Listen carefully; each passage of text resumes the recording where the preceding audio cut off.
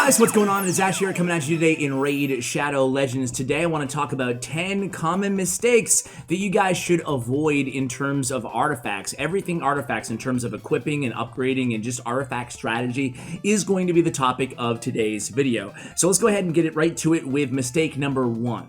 So tip number 1, guys, is you want to focus on the middle row. Now, this applies to free-to-play players. It applies to really everybody, especially when they're starting to equip a new champion, or if you're just trying to, build up a champion for faction crypts or something like that, right? And that is prioritizing your middle row of stats. So your gauntlets, your chest, and your boots are going to be very, very important to upgrade first.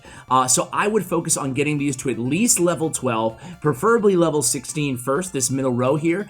And then in the meantime, get your top row, just say level 8 or so, and then work on middle row until you get it maxed out. Then go to level 16 eventually on your top row. That's because the top row, you can see, is flat stats. So attack on my weapon, HP on my helmet, and defense on my shield. I would also prioritize your shield first out of your top row. So again here, prioritize your gauntlets, and then your chest and your boots, and then move on to shield on your top row, but put your silver mostly in the middle. Don't put your silver on, like, say, weapon first and then max that out and then go to the helmet. You want to make sure you're basing on the non-flat stats, the percentage stats first. And then in terms of your jewelry, you really want to focus on your amulet, especially if it's a crit damage percentage, for the same reason. Focusing on percentage first is key, and then I would move over to the banner. Usually it is a speed, or I should say, excuse me, an accuracy or resistance banner or a defense banner.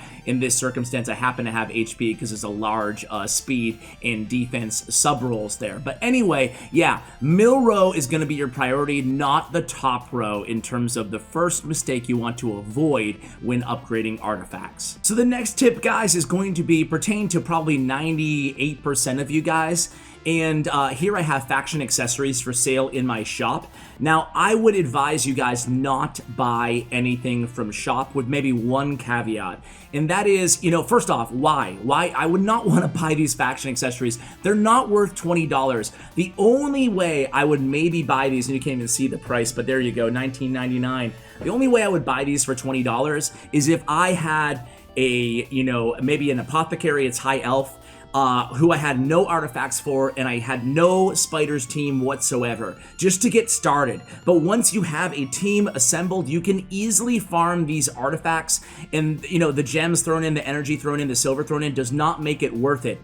I made this mistake early on. I bought a bunch of not just faction accessories, but just gear, right? Divine whatever. A lot of the times it's divine crit rate, divine whatever, and divine HP.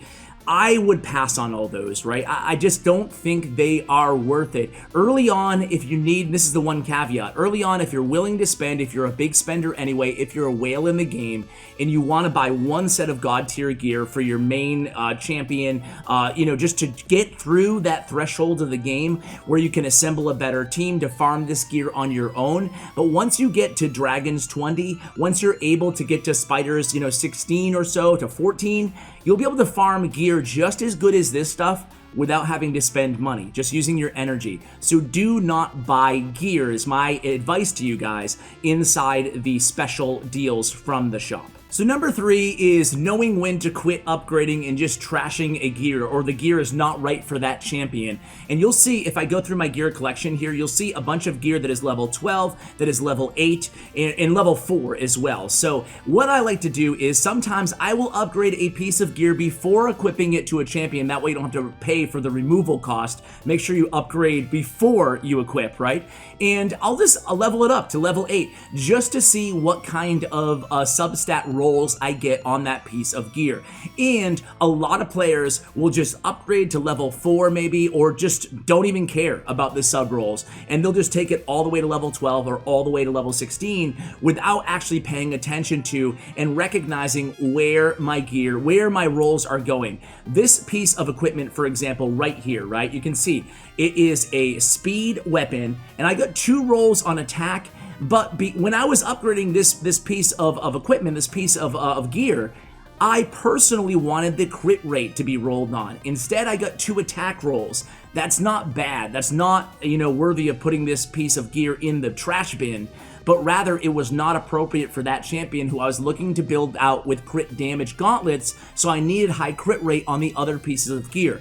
I would advise you guys, instead of just haphazardly, randomly upgrading equipment and throwing it on a champion, take note of those substats. For example, this piece of gear. Let's pretend I wanted the crit damage, but I didn't care about the attack. I would upgrade it before equipping it just to level 4, just to see where that first sub roll is going to go, or that first roll on the substat is going to go here. So there it is, crit damage. Well, then I would take it to level 8 and see where that next roll is going to drop on this piece of gear.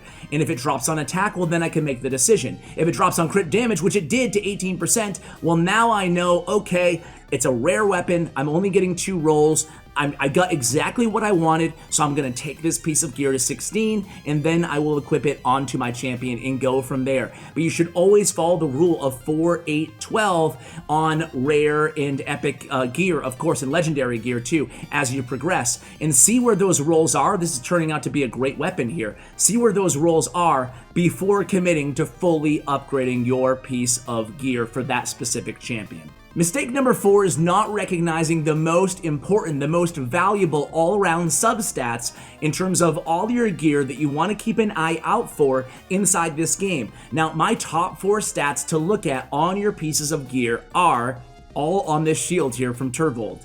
Crit rate, accuracy, speed, and crit damage. If I had to tier this off and rank them, I would say speed, crit rate, crit damage, accuracy, in that order. Those are my 4 top stats. Now, right under those 4 stats, of course, it's attack percentage, defense percentage, and what am I missing? HP percentage, right? And then resistance. And then after that, it's nothing to be excited about, right? So you're talking about the flat stats, and the flat stats are not very valuable in this game. Some people put resist in the category of the base flat stat attack, flat stat HP, flat stat defense. I personally value resist more than maybe your average player, and I would advise you guys do too. But hey, with all that said, be on the lookout and make sure you value gear that has at least 2 of these substats, depending on the champion that you're looking for. Attack percentage, for example, on an attack champion would be seen as just as valuable, if not more valuable than, say,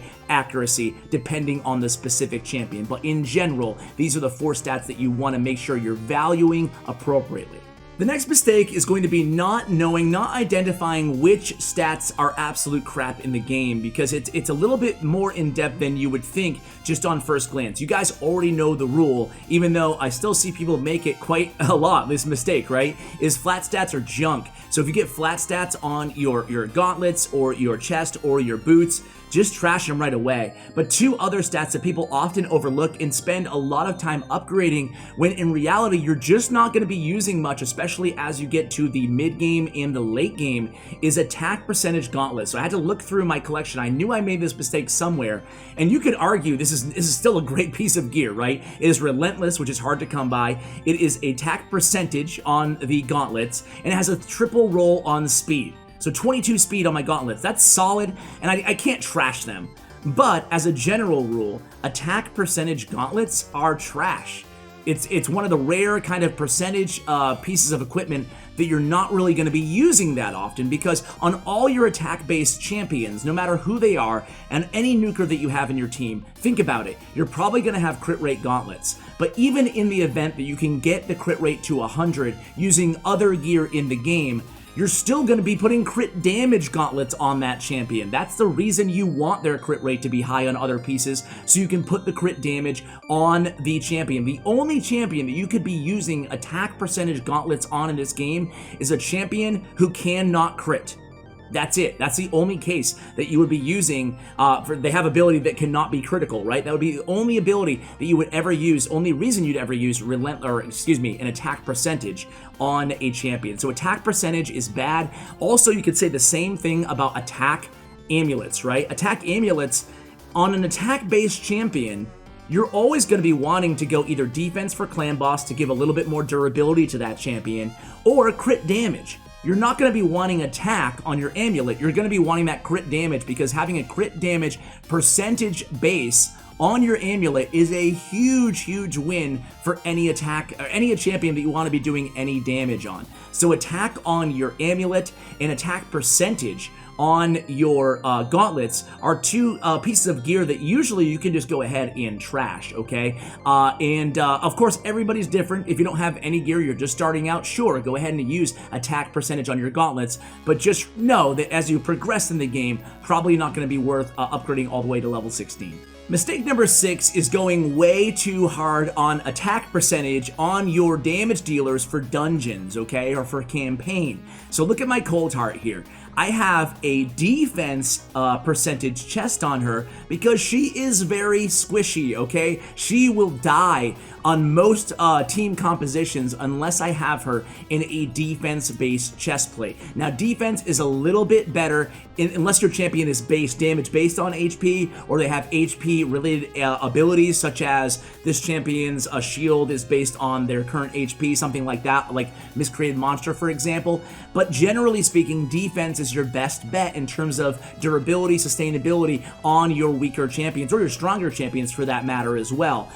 So just keep in mind, though, oftentimes the bosses will attack, or any target will attack your champions with the lowest HP, so you also have to factor that in. There's a few kind of things to kind of weigh out when equipping your champion, but the mistake still remains the same. That is going all attack. So some people would say, okay, Cold Heart, awesome. I want her to be doing a ton of damage. I want her to have a super high attack. But no, that is not the case. You need to keep her alive. She's going to be putting out plenty of damage for you either way. So you want a lot of crit damage on her. You can see on my Cold Heart, I have her here, 237% crit damage. Her attack is low at only 3,000. She's still hitting the spider for 1.2 million, you know, or higher. So it's not about that. It's about giving her good defense and giving her speed on her boots. So having your attack, your damage dealers for dungeons and for a campaign and for clan boss, having them with a defense chest and speed boots is going to be your priority, rather than just jacking up that attack percentage as high as possible. Number 7 is a little bit different. It's the opposite of what we just talked about. Number 7 is not going hard enough on attack in the arena for a nuker team. This is another mistake I see people make. Now, obviously, we're not all, lucky enough or rich enough to be swapping gear in and out every single time we're using a champion who we used in both dungeons and arena.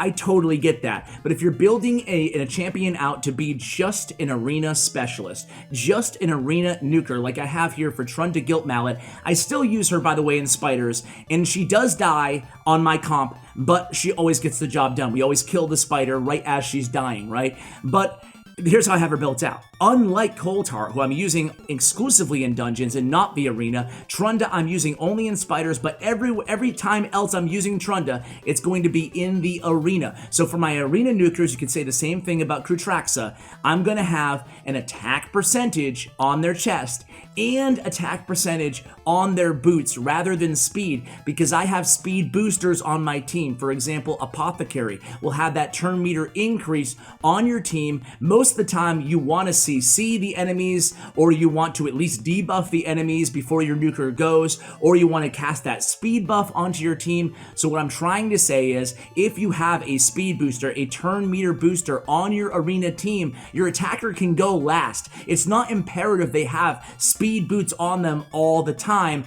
if you have those boosters on your team. So you want to try to build a team, if you're building a nuker comp for the arena, with a high attack. So I have attack on my boots, not speed. I have attack on my chest plate, and then I have crit damage on the gauntlets on my Krutraxa. And you can see the overall stats, over 5,000 on the attack. So a very high attack with a very high crit damage. So there you go. Ideally, she would be 100% crit rate too, but I need to kind of work on her and get that crit rate a little bit higher. Either way, she's still an absolute beast inside the arena. So again, for arena only, in a nuking composition, consider actually adding more attack because hey, if you're 4 or 5 or 6 or 7 rounds into the battle with a nuker comp, you've probably already lost. It's about oftentimes in 1 or 2 shots killing the entire team, in which case the durability of your champions isn't as important as it is in the dungeon, where you need them to survive past the mobs to get to the boss. Mistake number 8 is thinking that everybody has to have full sets on them in terms of, look at my Kratraxa, staying with her, I have crit damage and crit rate sets on her. I also have a speed chest. I also have an offense boots. Now in a perfect world, I would also have great attack percentage speed boots, and then I would put a speed set on my Kratraxa. I don't happen to have a great, if we look here, at least I don't think I do, right? But we'll see. Last time I checked, I didn't have a great attack percentage in my speed gear. So unfortunately, I was stuck with just going, let's see, we got speed, we got HP, a defense, speed, and more speed. So we have plenty of boots, but we have no attack percentage. So until I get some attack percentage boots, I could actually use the new filter. I don't know why, I can't bring myself to actually use the filter. That should be another mistake that I'm making right now. But I could just search for attack percentage on my boots right here, and I could choose from my equipped champions too, and it will tell me who has them on. But you know, what I need to do here is try to, and let's see if I have any in speed, right? Let's just do this. So I have it on Foley right now. So I could actually put this on Kratraxa. I think I'm actually going to do it because I would get the crit rate too. Let's go ahead and do that, but we'll do that off air. But either way, guys, all of this nonsense aside, don't feel like on your champions that you have to have, like Foley, 3 sets on every single champion. You'll see a lot of my champions only have 1 or 2 sets on them. And, you know, some of them do have 3 as well, but you know, 2 right here. And I'm using an avenging chest because sometimes you just have to go with your best gear and not be obsessed with having every set bonus that you can possibly muster up. Keep in mind that set bonuses, guys, go off your base stats too. So just, you know, if you have a very, very low defense to begin with, going with a defense set isn't necessarily, you know, imperative because the gains are somewhat limited by your low base. Anyway, guys, the takeaway here is not feeling like you are handcuffed into only going for sets. Go with your best gear on your best champions. If that's all part of the set, the same set, awesome. If it's not, don't sweat it. Next tip is going to be a big one too, guys, and it's failing to recognize which champion's abilities are based on accuracy, okay? So some people will build out a character with very low accuracy who actually really needs accuracy as part of their kit. Landing debuffs from your skills, not from your set. So if you have a poison set, that's going to be an 18% chance regardless. But if you have any skill that requires any turn meter manipulation, any debuff, you are going to make sure, even landing, you know, poisons from your skills, you're going to make sure you have high accuracy. Now, turn meter is one of them that people just don't realize when they're starting the game. So, for example, attacks all enemies 2 times, decreases the turn meter by 25%. Now, same thing with Cold Heart, for example. A lot of people build Cold Heart without having a decent number of accuracy on her A3, and that really limits Cold Heart's viability. So if I go down to my Cold Heart here, Heartseeker, again, decreases the target's turn meter by 100%. Now, you need accuracy to be able to land the decreased target's turn meter. So a common mistake is people not realizing that and just not building any accuracy, then you're not getting the full utility out of your champion. So understand which debuffs, or pretty much all debuffs and turn meter, does rely on accuracy. So take advantage of that when building out your accuracy-dependent champions. And last but not least, guys, it's testing. Failure to test out your artifacts on a champion. Now, I put out a pretty long video about a month ago where Mountain King, for example, his abilities scale on both HP and attack. HP and attack, and HP and attack. So I had to do a lot of play testing out there. There's not a good resource in terms of what multiplier is better. We found that on Mountain King and on most champions with 2 stats, you go with not an even mix of both stats, but rather you go with the higher base stat on the champion compared to other champions. So for example,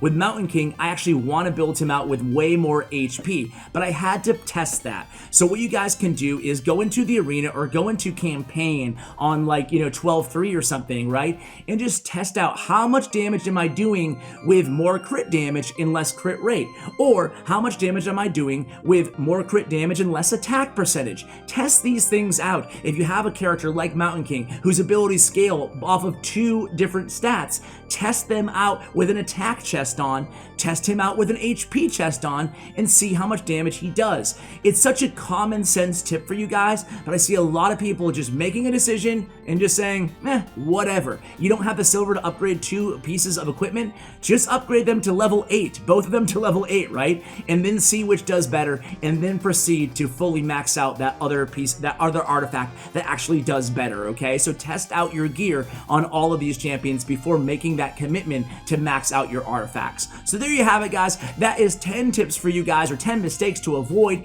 when, all about artifacts, when upgrading or using or equipping your artifacts inside Raid Shadow Legends. I hope you enjoyed this guide, guys. I appreciate you watching all the way till the end. More content coming at you tomorrow, so subscribe if you enjoy the content. I appreciate you, and as always, take care, guys.